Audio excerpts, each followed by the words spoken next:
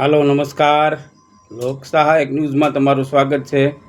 મિત્રો, હું લોકસહાયક ગુજરાતી ન્યૂઝના તંત્રી જીતેન્દ્રગીરી એન્ડ ગુનાહિત પ્રવૃત્તિ અટકાવનાર એનજીઓના નેશનલ પ્રેસિડેન્ટ. મિત્રો, આજે આપણે એક જે ઘટના બની ગયેલી ઘટનાની વાત કરવી છે.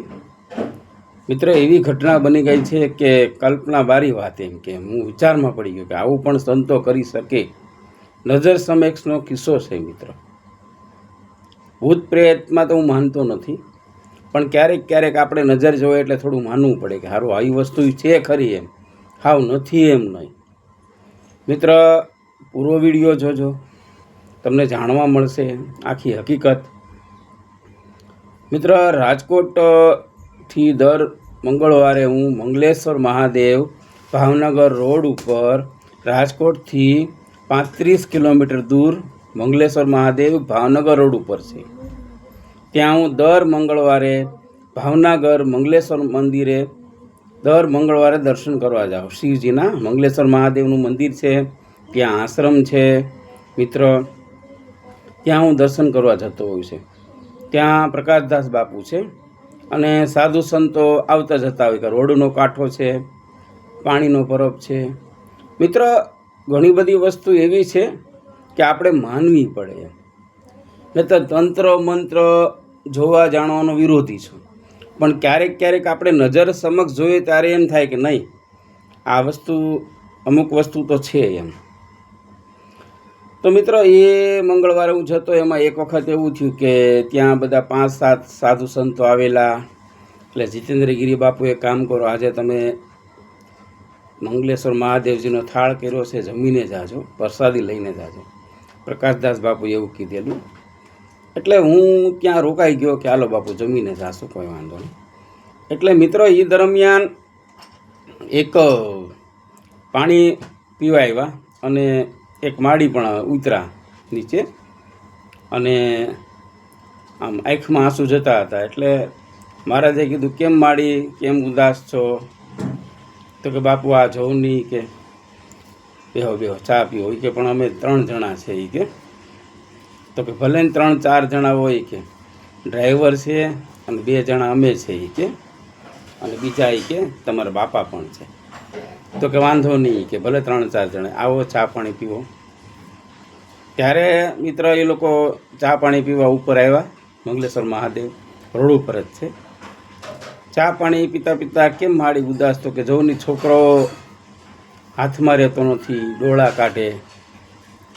ઠેઠ અમે એને તળાજાથી બાંધીને લાવ્યા છે, ગાડીમાં બાંધ્યો છોકરાને કાયદેસર. મિત્ર, દોરિયાથી બાંધ્યો. બાપુ કે કેમ? તો કે કાંઈ ખબર નથી, બધું ઘરમાં નુકસાન કરવા માંડે, 5-5, 7-7 જણાને ઘા કરી દે. કેટલા જણા છે અત્યારે બાંધીને. હવે અમે અહીંયા ના પાડી દીધી કે નહીં, કારણ કે ત્યાં ડૉક્ટરને પણ એ કે ગળકીએ ચોંટી ગયો, બરાબર. 2-3 કમ્પાઉન્ડરને મારી દીધું. એટલે કે ભાઈ આને રાજકોટ લઈ જાઓ. કે તમે રાજકોટ લઈ જાય. તો બાપુ કે એવું બધું છે, છોકરાને જોવો પડશે. હા બાપુ જો તમ તારે.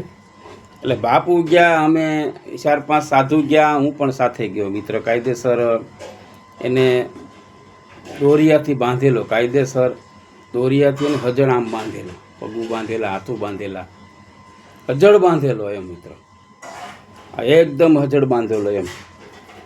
આપણે વિચાર થાય કે હારો આ ઈટ મકોડી, મતલબ ઓમ શક્તિશાળી નહીં, ઓમ. અને આખું તો મિત્ર તમને એમ લાગે લાલ ઘૂમ જેવી આખું, અને મોટા મોટા આખુંના ડોળા બહાર નીકળી ગયા, એમ ચક્કર વક્કર જુએ. એટલે બાપુએ કીધું કે તમારે રાજકોટ નહીં લઈ જવો પડે, આ છોકરોને હમણાં આપણે છોડી દે. બાપુ કે અહીંયા રોડ ઉપર ક્યાંક કે ભાગી જાય, ક્યાંક એક્સિડન્ટ થઈ જાય, અટાણે ભલે રહ્યો એ કે. એટલે બાપુએ બેસવા દીધો. એને પાણી પાવ. તો કે પાણી તો અમે પાયું 2 વાર રસ્તામાં, મોઢેથી પાણી તો એ કે માથું આમ મારે, કે ગ્લાસ ઓલું કરી નાખે. તો 2 વાર તો અમે પાયું છે, કોઈ વાંધો નહીં. બાપુ કે હાલો ઉપર. એટલે પછી ચા પાણી પીધા. માડીને કે તમારો છોકરો જોરદાર પડસાયમ આવી ગયો છે, મેલી છાયમ આવી ગયો છે આ છોકરો, એટલે ચિંતા કરો માં, ખાલી ફક્ત ને ફક્ત એક ઝાડથી આ તમારા છોકરાને સારું થઈ જશે, મફતની દવા. માજી કે બાપુ અમે તો પછી 2-3 જગ્યાએથી થોડા ઘણા ઉછીના લઈને, થોડાક અમારી પાસે પડ્યા, થોડા ઘણા ઉછીના લઈને અમે રાજકોટ લઈ જઈએ છીએ. કાંઈ ખર્ચ કરવાની જરૂર નહીં પડે. ચા પાણી પી લ્યો, જીમા છે તો કે હા નહીં, જમે તો શું સવારના ના કે તો જમી લ્યો તો કે નહીં જમવું નથી. એટલે મને કે જીતેન્દ્રગીરી હાલો કે આપણે ધાર ઉપર જઈએ, પ્રકાશદાસ તમે હાલો. એટલે મિત્ર તમે બેસો કે અહીંયા વયા ન જતા હોય કે બેસો. અને બીજા 2-3 સાધુ બેઠા, હું પ્રકાશદાસ, પછી તે ભારતી બાપુ, બરાબર. અમે ત્રણેય ગયા અને પ્રકાશદાસને કીધું કે ભાઈ કંઈક કોસ લઈ લ્યો અથવા દાંતેડું લઈ લ્યો, દાંતેડી કોસ એવું હોય તો લઈ લ્યો. એટલે પ્રકાશદાસે નાની કોસ લીધી. અમે કોસ લઈને ગયા એટલે લગભગ ઘણું બધું ફર્યા, પણ કાંઈ ઝાડ મળતું નહોતું. બાપુ કે હોય જ, આ તો હોય જ ગમે ત્યાં કે એટલામાં ગોતવું પડે. એટલે એ ફોન કર્યો પાછો, ભાઈ વાર લાગે તો લોકોને જવાનું દેતા, અમે જે ગોતી ઝાડ મળતું નથી. ત્યાં મિત્ર 1-8 કિલોમીટર દૂર ગયા અંદર, ત્યાં મોટું વિશાળ જંગલ જેવું છે પાછળના ભાગમાં. એટલે ત્યાં ઝાડ ભાળી ગયા બાપુ. ધતુરાનું ઝાડ હતું મોટું. એટલે બાપુએ પેલા કંઈક બોલ્યા કંઈક અને કંઈક 2-3 ફૂંક મારી એવું થયું. હું બોલ્યા તો મને નથી ખબર. એટલે એ પ્રકાશદાસને કાંઈ ખોદો કે આ ઝાડને આપણે મૂળમાંથી ખોદવાનું છે. એટલે પ્રકાશદાસ બાપુ કે બાપુ એ કે નાગબાગ નાગણી કે નહીં ખોદતું, તારે ખોદો બાપુ ખોદો.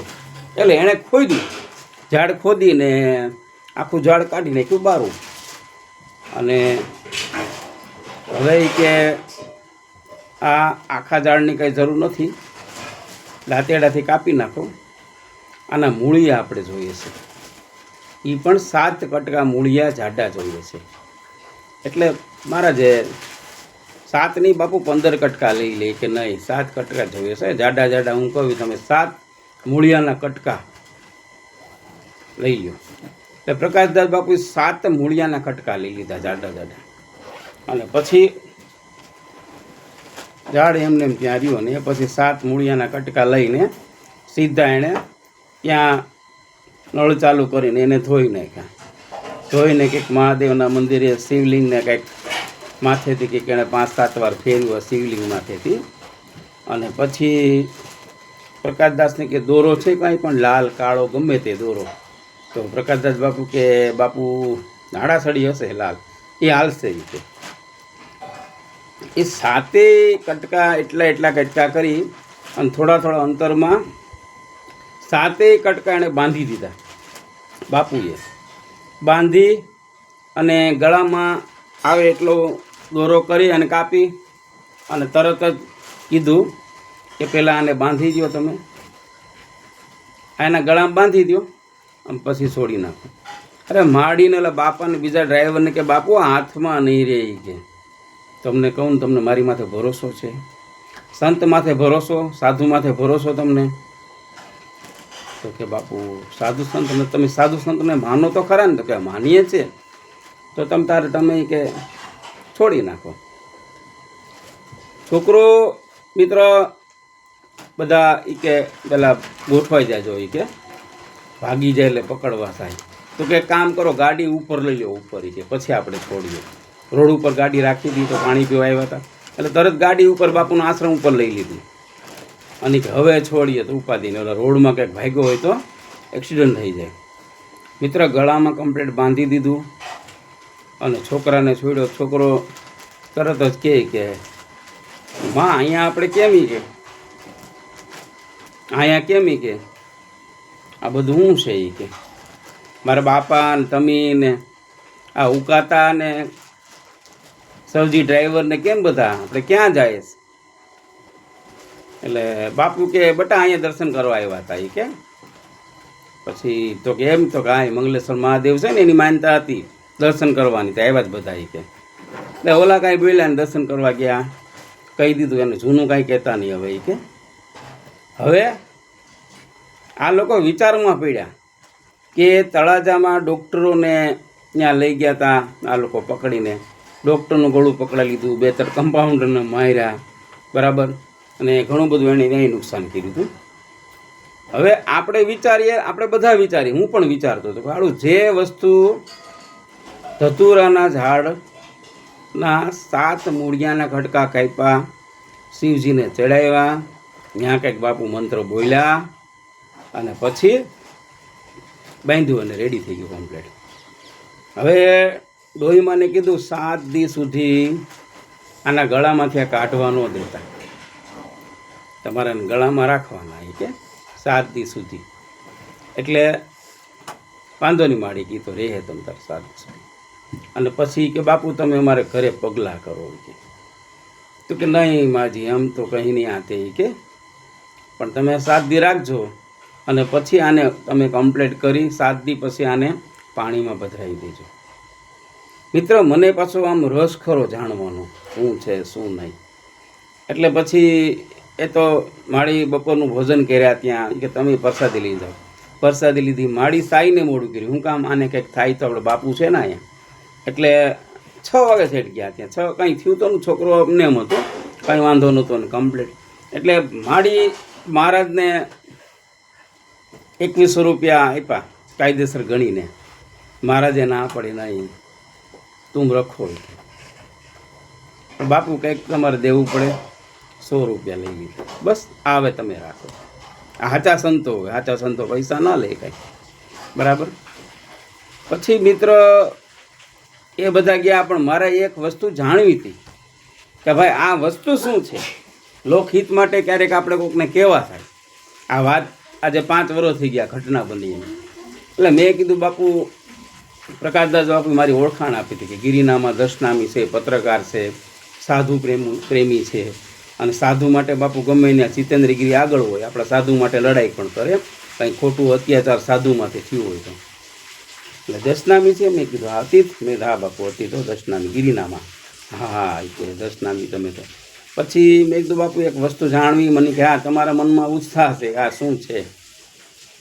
બાપુ શિવજીની વસ્તુ છે, ભૂત પ્રેત ગમે તે વસ્તુ હોય, આ વરદાન છે કે ધતુરોનું મૂળિયાના 7 કટકા તમે બાંધી દો. પણ બાપુ તમે કંઈક મંત્ર ફૂંક મારી હતી, આ છે તે છે. બાપુ એ તો એ 4 ફૂંક મારી હતી, બરાબર, 4 દિશામાં ફૂંક મારી હતી કે અહીંયા કોઈ પણ વસ્તુ કંઈ પણ હોય આજુબાજુમાં તો વસ્તુ હટી જાય. અને આ મારે જોઈએ એટલે પવિત્ર માટે, એમ તો પવિત્ર જ હોય કે. અને શિવજીને ચડાવવાની, બીજો કોઈ મંત્ર એમાં છે નહીં. શિવજીને ચડાવી અને કાળા દોરામાં બાંધવાની, પણ કાળો દોરો નહોતો એટલે આપણે લાલ દોરામાં 7 કટકાઈ કે બાપુ તમે ગમે એને બાંધી દો. ગમે એવું ભૂત પ્રેત ગમે તે વસ્તુ હોય 7 દીની અંદર મિત્ર મટી જાય. બાપુ કે 7 દીની અંદર મટી જાય. એક પાવલીનું પણ ભૂત પ્રેત હોય તોની વાત છે. છાયા હોય, મેલી છાયા કે એ લોકો, મેલી છાયામાં પગ પડી ગયો હોય, મેલી છાયા હોય તો, બાકી બીમાર હોય તો એને દવાખાને લઈ જવું પડે. એટલે મિત્ર આ વિડીયો બનાવવાનો હેતુ હું કે ક્યારેય પણ કોઈ દિવસ કોઈ પણને આવી સમસ્યા થાય તો આપણે ટ્રાય કરવામાં કંઈ જતું નથી, ખરેખર સક્સેસ છે એમ. મિત્ર સંતોની બધી સંતોની લાઈનો છે. અમુક સંત સિદ્ધ સંતો એને ખ્યાલ હોય, અમુક આપણે ખબર ના હોય. તો મિત્ર ક્યારેય પણ કોઈને આવી સમસ્યા હોય કે ઘણા કહે ને દવા કરતાં સારું નથી થતું, તો આપણે આ ટ્રાય કરવામાં જતું નથી. લોકસહાયક ન્યૂઝ મારી ચેનલ સબસ્ક્રાઈબ કરો, લાઈક કરો, કોમેન્ટ કરો, શેર કરો અને આવા નવા સમાચાર જોતા રહો.